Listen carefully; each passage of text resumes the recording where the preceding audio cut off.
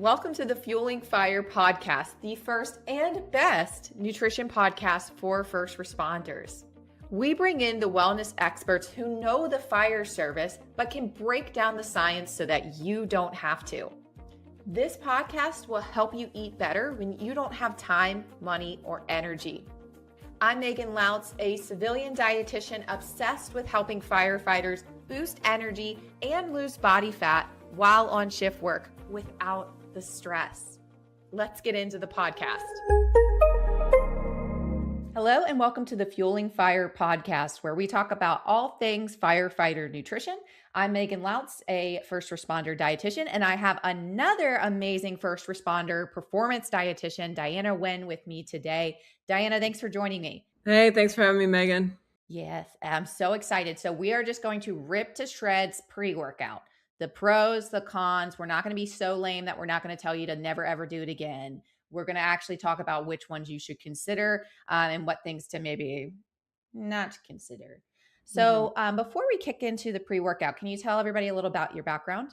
So I've been a dietitian for, maybe 16 years. Maybe that's why I'm having a little brain fart right now. Math. I worked in sport and college athletics, pro sports, and a little consulting for about 12 years. And in 2020, with the pandemic, I decided to jump into tactical, which was great timing, right? So I have been working at Fort Bragg since 2020 in special operations community and still work there today. And then I have my private practice, Tier 1 Nutrition, where I utilize that platform to work with first responders, mostly law enforcement officers, but also firefighters, anybody within the public safety sector, and then consulting with some athletes in Gillette Health as well. Awesome. So you stay busy is what I'm hearing. Not busy at all. Oh my gosh. But we love what we do.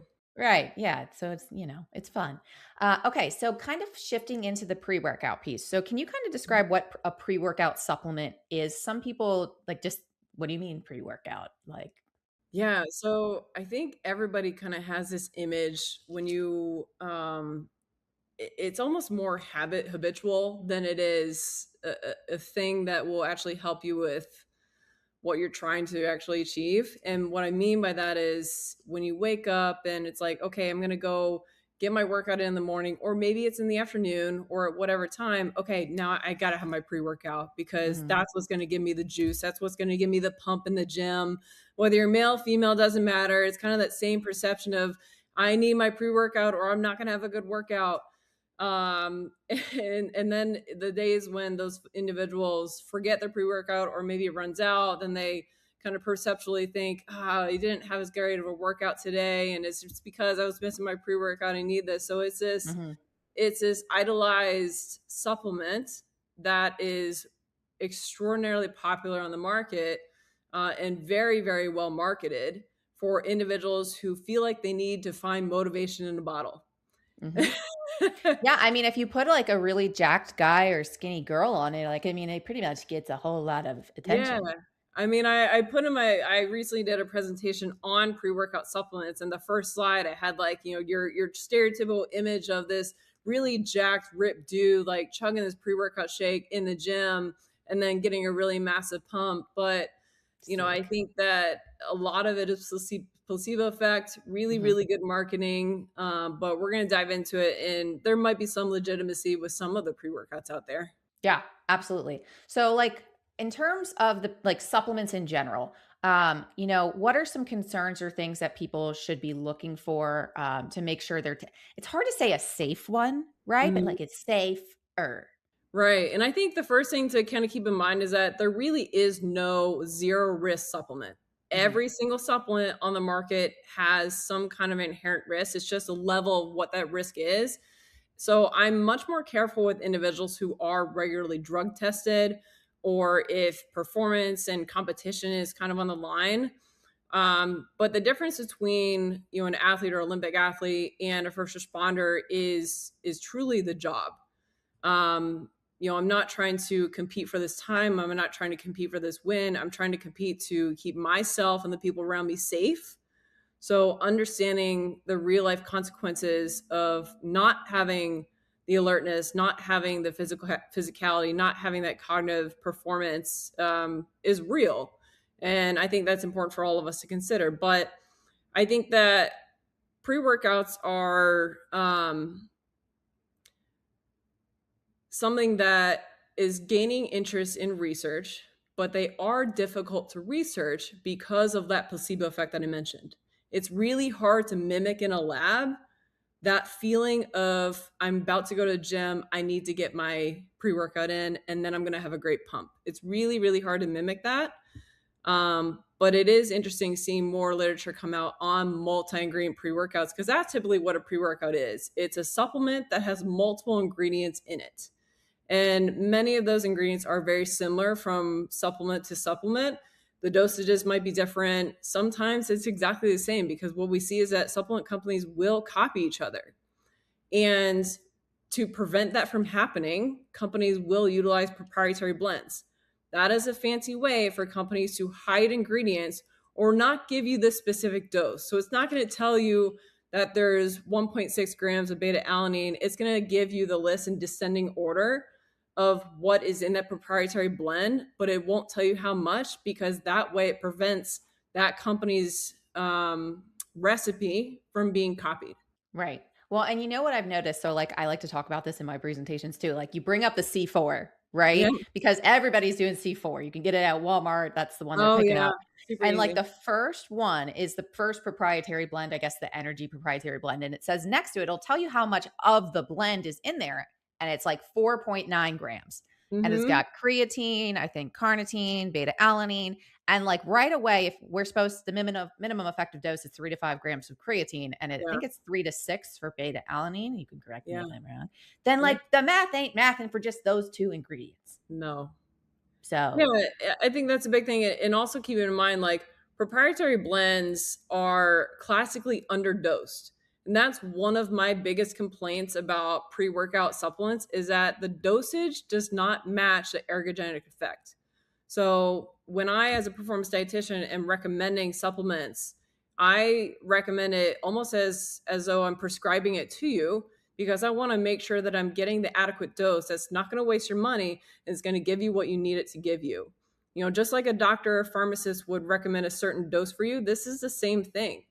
And I think that companies will put some of the similar ingredients in there at different dosages because they know that customers are looking for those names, but customers don't have the same knowledge in order to determine that this is good. They just see, okay, this has beetroot in it, this has creatine in it, this has, beta alanine in it. Good, that's what I'm looking for. But the right. dosage doesn't match what that person needs. Right. And I think when you talk about placebo effect in addition to that, like the beta alanine addition is kind of like, I don't know. Do you remember the Biore when they had the tingling face wash in the 90s and all of us Yes. girls were Oh my like, yes, gosh. oh my God, it's clearing my skin. I can feel it working. I feel like that's the boy version. Yes, it is. But that's the thing. Like that's a placebo effect that they're looking for. It's like, okay, I feel it. I feel my pre-workout. What they're Right. feeling is a beta alanine. Yep. And it's temporary. It probably lasts maybe 30 minutes, maybe 60 minutes at most, depending on your size and your dose and whatnot. That tingly feeling, that's all beta alanine, but it's usually the dose that you see is pretty small. The standard dose that's recommended in the literature is 4 doses of 1.6 grams a day. Now, I have yet to meet in my 16 plus years of doing this somebody who does that exactly the way that it's written. The reason why it's broken up into 4 servings is to alleviate some of that symptom because it's not always pleasant for people. Not, believe it or not everybody wants that sensation.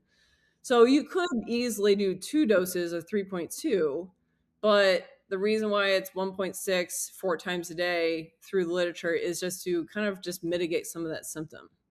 Right. Yeah. And this is a paresthesis, the fancy term for wanting to itch Yes. your freaking face off. Right. Yeah. So, and then imagine having to do that multiple times per day. Yeah. So, And again, like when you take pre-workout, you're probably hopefully taking it once a day, right? So if the dose in that is 1.6 grams, you're still way far away from the optimal dose.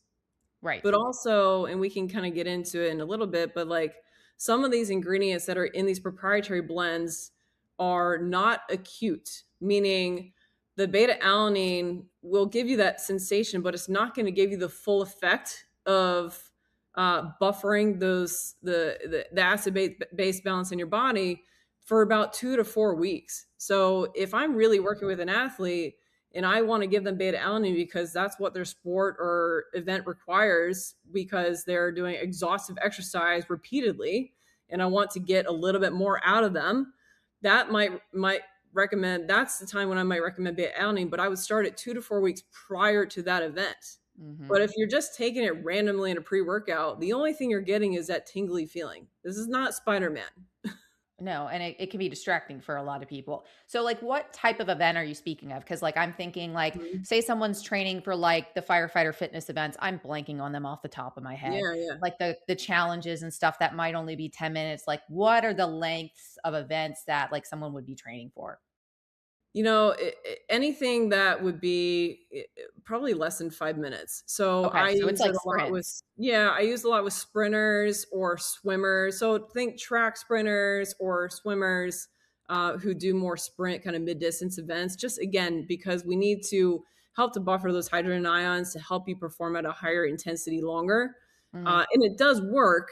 There's really good literature behind it, but again, not everybody follows a protocol, and not everybody really likes that feeling. So it kind of got caught into the pre-workout storm, really because people notice that it gives that sensation that my pre-workout's working. Because a lot of times, I don't know if you've noticed this, Megan, but it's a lot. I will get questions of, well, what is this doing for me? Is this, I don't feel my vitamins working. I don't feel the B12. I don't feel the whatever it is. And oftentimes what I tell people is it's what you don't feel. I don't feel Right. as tired. I don't feel as sore. I Yep. don't feel as drained. So kind of flipping the script a little bit and reminding people that this is not like a prescription drug where you feel it immediately for whatever effect it's trying to give. Sometimes you're in it for the long haul. Right. It's kind of similar to blood pressure medication. Like, you don't stop taking your blood pressure medication because you don't feel it working. Like, that's Yeah. the point. Yeah, that's a great example, yeah. Yeah. Yeah. I can't tell you how many first respond. Well, it didn't like work. So I just stopped doing it. And the doctors are like, no.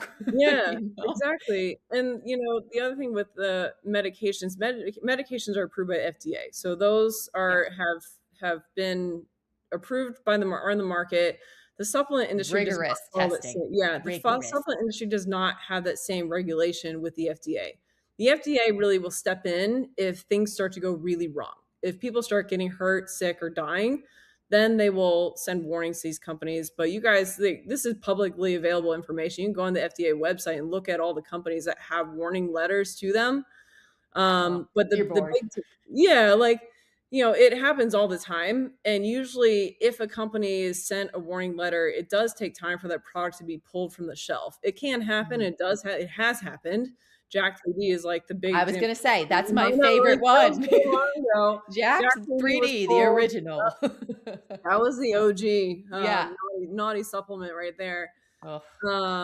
But yeah, so it takes time. So it's really customers kind of need to be their own advocates in this. And luckily, there are some resources out there. Dietitians would be your primary resource because we are the subject matter experts when it comes to supplements and dietary supplements. But also there are third party companies like NSF for Sport, Informed Choice for Mhm. Sport. They do have websites and apps where you can at least see if the company or the brand that you're looking at is third party certified. That helps to decrease the risk for you. So that is an option. I know the Australian Institute of Sport, I think, they came out with kind of like an easy grading system for Mhm. ingredients, kind of ranking them for like most efficacious with the most evidence to least. So that's another easy read. If you kind of like science like I do, you could always look at examine.com, but Yeah. for just ingredients. But again, like nobody does that. No.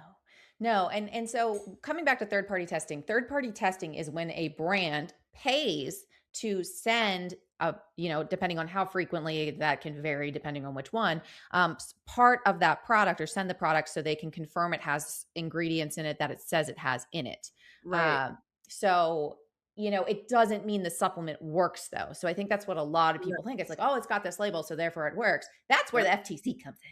Yes, yes, it does not guarantee the results, and they have to be really careful with the verbiage that they use on supplements. They can't say this will decrease risk of cancer. They can't say Cure. this will, reduce blood pressure. They can say it supports cardiovascular health.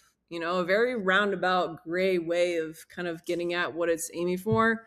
Mhm. So just be aware of that. Number one, if you're looking for something, number one, try to go to a dietitian, because the dietitian is going to give you the no shit, do this kind of thing and narrow it down for you. That's tailored information specifically for you. And then next level will be utilizing some of these websites and looking for that third party certification. So at least that the risk is much lower and that what the label says should be true. Right. Exactly. And just hitting again on the dietitian piece, like you want your supplement information typically from dietitians. I would say number one, maybe medical professionals, though sometimes when they're unsupervised, they don't always make the right ones. Hmm. But not the jacked guy on TikTok, the swole guy at the station, Hmm. just like any random person. Like you Yeah. shouldn't have, and I can't tell you how many times, I'm sure you've seen this too. Someone goes, spends a ton of money to get some blood work or something like that, and they Hmm. come back with a list of 10 freaking supplements, and that's like 200, like a bajillion dollars a month, Yeah. and a lot of supplements to remember to take. Yeah. Yeah. I know that I'm very specific with what I recommend when I recommend it, because if the list is more than 3 to 5, like I'm done. Like they're not going to do it. And I don't Mhm. care what kind of, how elite of a person you are. Like that can be very cost effect, Cost inefficient for you, prohibitive. especially if you have a family. Yeah. It's just not super realistic. And that's why, like, I have my standard foundational supplements that you should stay on. And then I add in and remove things as needed. Pre-workout is one that a lot of people really like to keep, but then educating them, like, again, knowing the population, knowing first responders, knowing what's demanded of you. I totally understand Mhm. the desire for pre-workout. I understand the need to be alert and awake, but now we kind of need to get into when's the best time, which one is the right one, what are the risks of doing it, um, because it's not something you need to do every day. I would expect you to not need it on days when you're not working or maybe not working out. But there might be better options and better optimal timing for when you do need something like that. Right. So, kind of going into that. So, before we even consider the pre workout, let's talk about what we should eat pre workout because, in my opinion, you're probably going to get a better bang for your buck if you're currently not eating. Ooh, I think I know what you're gonna say. What am I going to say? I already forgot. Applesauce. Oh, yeah. Oh, yeah. Oh, I yeah. My favorite know. thing. I can't look at applesauce without thinking about Megan and I Rescue Rosé. know I'm traumatizing people with the applesauce pouches for life. If I could get a pre workout mixed into the applesauce pouch with creatine, I think I would be on to something. So, if anybody Oh my wants to, gosh. You better write that down. I have it written down. It's permanently in my brain. I'm just waiting for the right person to come up to me and say, "Hey, I want to make that for you." Yeah. So yes, applesauce pouches. Why? Yeah, yeah. I mean, if you think about what is the basic energy source that our body needs, we Mhm, have our total calories that we need, our big bucket, but then of that bucket, we have our carbs, proteins, fats. Carbohydrate is a predominant fuel for your brain. Your brain needs about 130 grams of carbs a day. So if you're on the keto diet, there's a reason why you're really tired. mhm. If you're on the carnivore diet, there's a reason why you're really tired. You're lacking the carbohydrate, you're lacking that intense fuel, the fuel for intense training.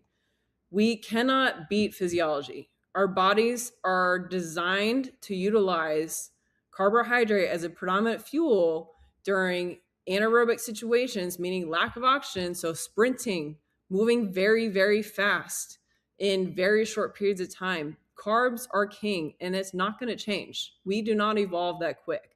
So, if you are lacking the carbohydrate around the time when you need to move very quickly, or you may not have access to adequate oxygen because you're running very fast, you're going to be in trouble.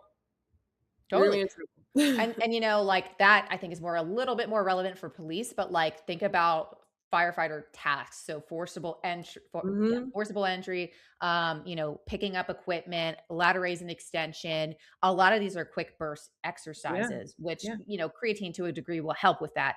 But once creatine burns out in about 6 seconds, then we're moving into carbs. But then you tack on the gear and all Yeah. the Oh, yeah. gear. So now you just ramped up the intensity. So you might be needing that anaerobic fuel more than you Mm. think. Yeah, that's a good point. Okay. So, well, what about if someone's like, well, you silly gooses, I was told I'm going to burn more fat if if I train fasted. Yeah, there's no evidence for that. But also bear in mind, again, you have your fuel sources, which are you do use fat as fuel, Yep. typically under a VO2 max of less than 60. You do use carbs as fuel. You barely touch amino acids as fuel. You don't want to touch amino acids. That's like after 2.5 hours of marathon running, you'll Ultra start. marathon crap. Yeah. This happens all the time. There is no on-off switch for carbs or fat. But if all your body has access to is fat as a fuel source, you will metabolize that into glucose, and it's a slower burning fuel. Just because, and it is possible you can use more fatty acids if you're trained fasted. If it's been 12 hours plus since your last meal, you're probably using more fatty acids. But number one, that's going to limit your ability to train intensely. Number two, burning more fat does not equate to losing fat. Not I'm from going to what say you can that again. pinch. Burning more fat does not equate to losing fat. Losing fat takes caloric deficit consistently and good exercise. See, I'm Here not it the is. only one who says this, like you just confirm everything that I tell them all the I time. mean, there's absolutely no literature to show that the only way to lose weight or lose fat is by skipping breakfast or training fasted. Caloric deficit is the way. And you have to do that consistently. And that takes discipline and routine. It's not this like Monday through Friday or Monday through Thursday, even. I'm on a really good routine. I meal prep, I eat breakfast, lunch, dinner, all those things. And then Friday, Saturday, Sunday, I eat like a total asshole. Mm-hmm. And then I don't know why I'm not losing weight. That's okay. I mean, it's really just bamboozling. So then, if we aren't supposed to be training fasted, other than applesauce pouches, what are some other things people should be doing pre-workout food wise? I mean, I always recommend, it depends on what time, right? Like if you're early in the morning, I don't expect you to eat a meal before. So don't get it twisted. Just make sure you're hydrated. You don't really need electrolytes. You're fine with just water unless you're going to train in some kind of sim with like fire and heat and you're going to be losing a lot of sweat. And if the duration intensity is high, then you could probably add some electrolytes, but most of us are fine with just water. A lot of times some of those electrolyte drinks or beverages or flavors really just help you drink more because it tastes good. So kind of keep that in mind. So number one, hydrate. Because we know that a 1% to 2% decrease in body weight due to dehydration can decrease cognitive performance as well as physical performance. Number two, some kind of carbohydrate. So applesauce pouches, I think 2 applesauce pouches gets you to 30 grams of carbs, which is great. I also like oatmeal or fig bars or dried fruit or a banana. It doesn't need to be fancy. Just get something in you.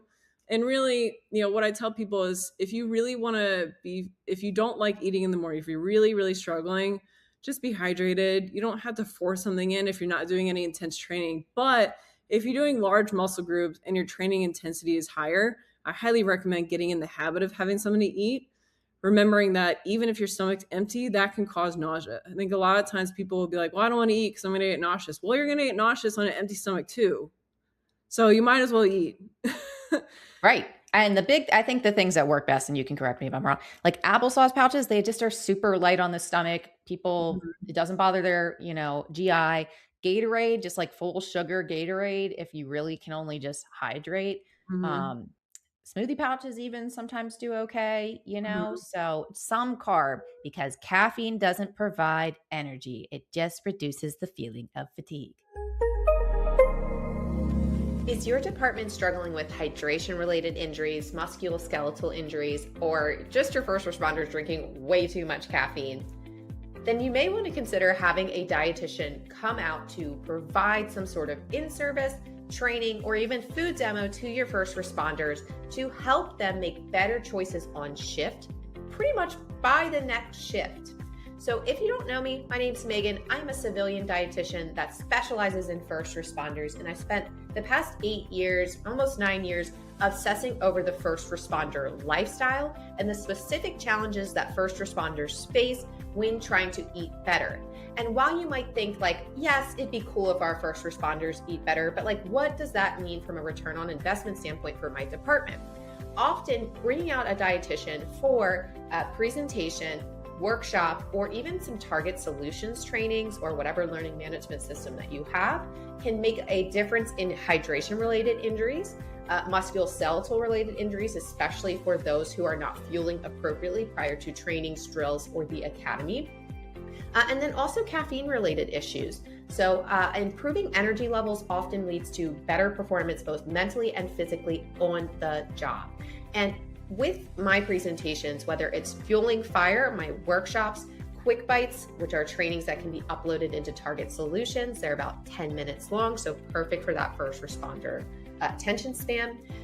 These presentations can lead to change immediately, often that day or the next day, whether it's an applesauce pouch before their workout or choosing the right electrolyte product, specifically oral rehydration solutions, so that they rehydrate faster and can get back to doing the job. If you're interested in bringing me out for a presentation or quick bites or workshops, then send me an email, megan@rescuerd.com, or head over to rescuerd.com for a free recipe book designed for station dinners. $5 to $6 a head, shifts of 6, 10, and 14, half a pound of protein per person.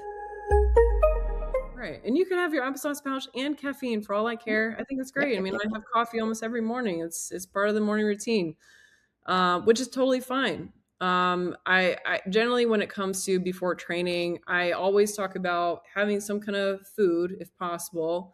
Again, I'm not super mad if they're, as long as they're meeting their goals throughout the day in terms of macros and calories and hitting the right supplements. If they want to train in the morning fasted but hydrated, not going to fight them too hard on that. But again, like I said, if you are doing longer duration or higher intensity work, then I highly recommend adding some carbs because you're going to get a better workout out of that. And that's the whole point.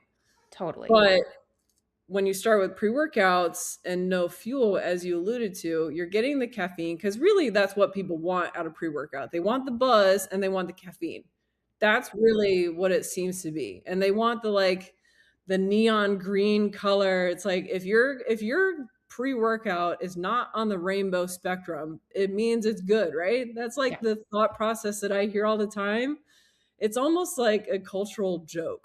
Yeah, I mean, and if you put a scoop of pre-workout in a Bang, you can call it a boom. Yeah, exactly. Yeah, they come So, up with all kinds of crazy things, and right. I'm here for the laugh, but also like to bring people back to reality because some of these pre-workouts can get expensive. And as we alluded to, there is a risk with that because when you get into the supplement category of anything aesthetic or performance enhancing, the risk of adulteration goes significantly higher.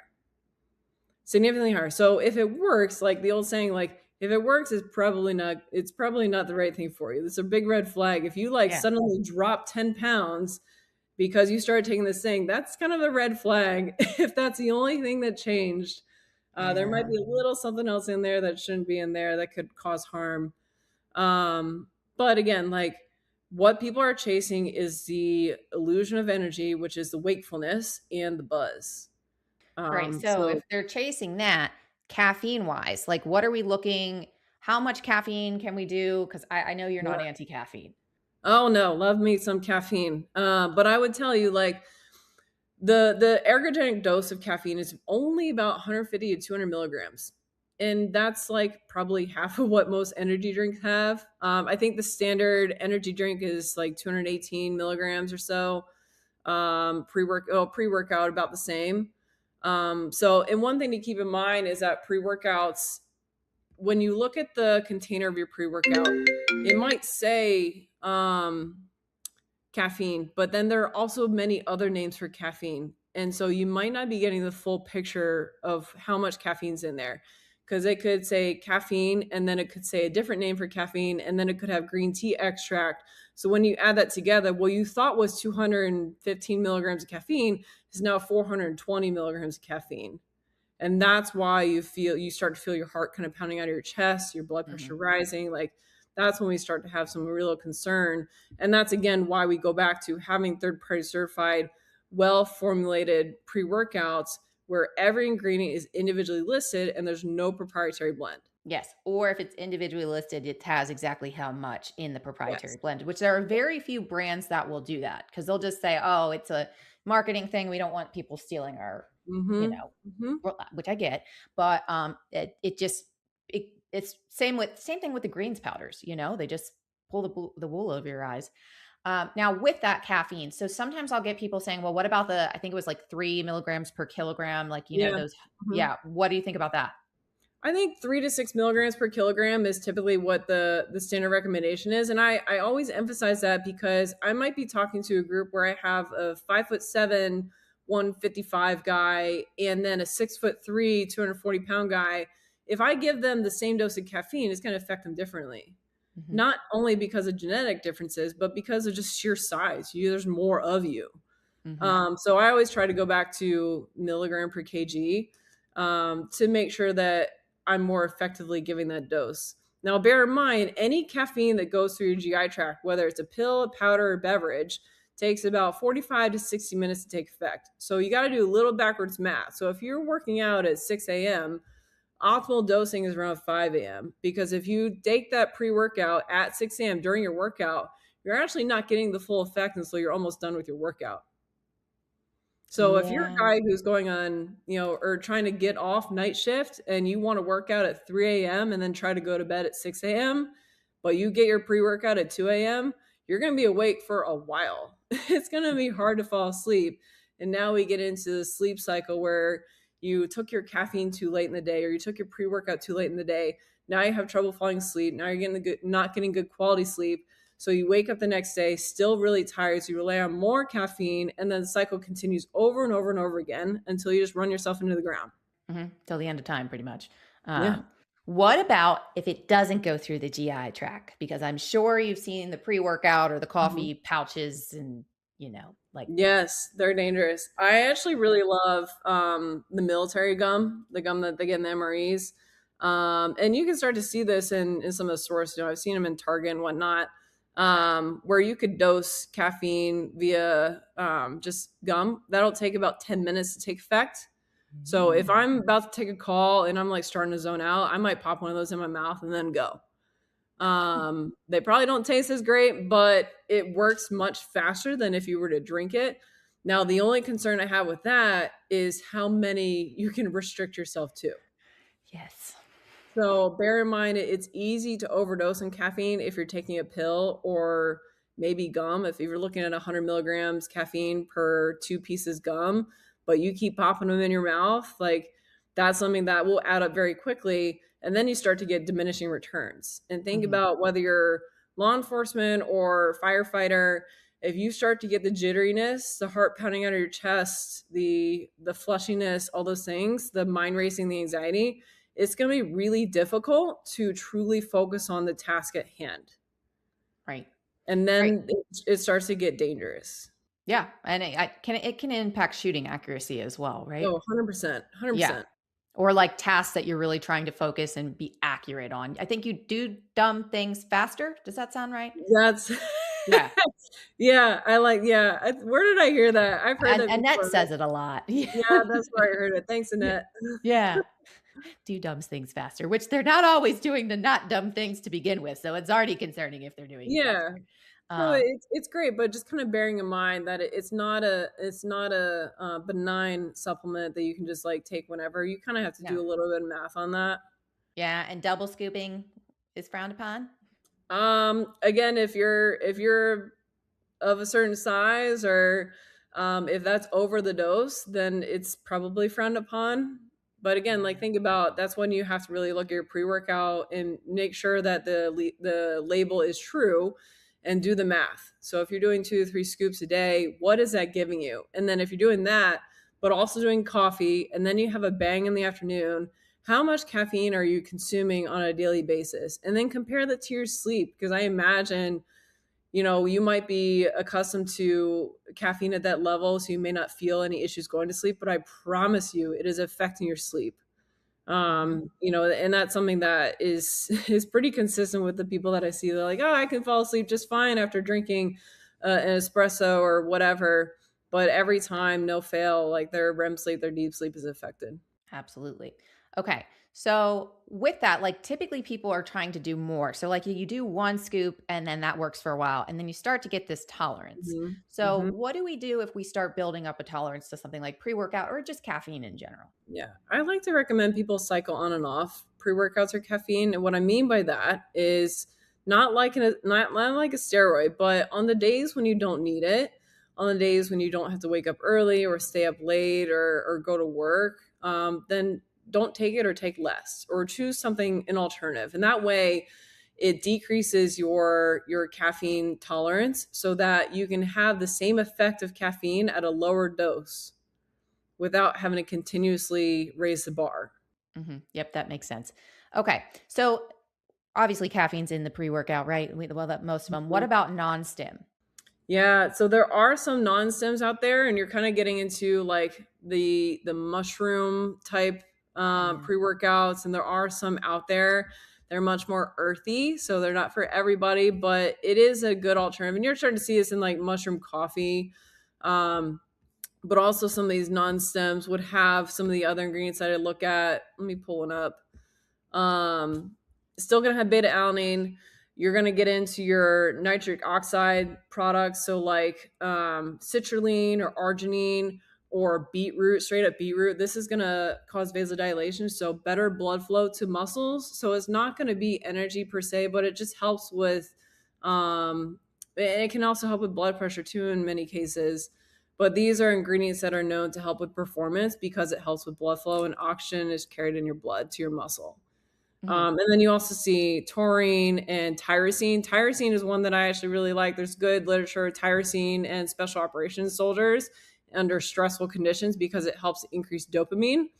So tyrosine is an ingredient that I do look at as something that could be beneficial instead of just always relying on caffeine. So I am a fan of the stem free type supplements, but then this also gets into the creatine conversation too, because there is good literature to support that a megadose of creatine. Actually, it came out in 2022, I believe. There was a study that illustrated when you are sleep deprived and you consume 0.35 grams per kg, which is roughly 30 grams of creatine in a day, it helps to mitigate some of those the sleep deprivation symptoms that you feel. And people just report having just more wakefulness, like better thought process. They're retaining things better. So there is a higher dose that's required to cross that blood-brain barrier. That blood-brain barrier is a little bit more systematic and picky about what gets to the brain, understandably. So the standard dose of creatine is about 5 grams a day. But to get to cognitive benefits, you're looking at maybe 10 grams a day or around like zero point 0.3 grams per kg. Right.